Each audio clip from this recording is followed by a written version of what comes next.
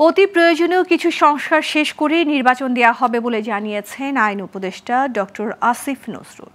দুপুরে সচিবালয়ে সংবাদ সম্মেলনে সাংবাদিকদের প্রশ্নের জবাবে তিনি কথা জানান। উপদেষ্টা বলেন, পরিবার ও স্বজনদের নিয়ে শেখ হাসিনা পালিয়েছে, অথচ ফোন কলের মাধ্যমে কর্মীদের বিপদে ফেলছেন। বিস্তারিত জানাচ্ছেন শাহরিয়ার বাঁধন। অন্তর্বর্তী সরকারের ১০০ দিন উপলক্ষে দুপুরে সচিবালয়ে সংবাদ সম্মেলন করেন আইন উপদেষ্টা ডক্টর আসিফ নজরুল।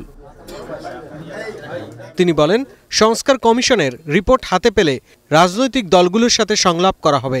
এরপরই প্রয়োজনীয় সংস্কার শেষে দ্রুত নির্বাচন দেয়া হবে।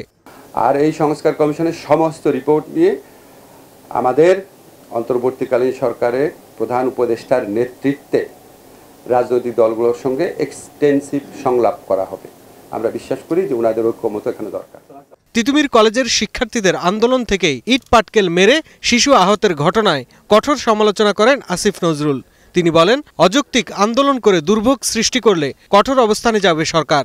রাস্তা ব্লক করে দেওয়া, সাধারণ মানুষকে ভোগান্তির মধ্যে ফেলা, সাধারণ মানুষকে জিম্মি করা, এই অসহনীয় আপনার ট্রাফিক জ্যাম সৃষ্টি করা, আন্দোলনকারীরা যদি এই ধরনের জিনিস অব্যাহত রাখে, আমি মনে করি সাধারণ মানুষের পক্ষ থেকে তাদের বিরুদ্ধে প্রতিরোধ গড়ে তোলা উচিত। কালকে আমি শুনেছি ট্রেনের মধ্যে ইট মেরে আপনার নারী শিশু তাদেরকে আহত করা হচ্ছে।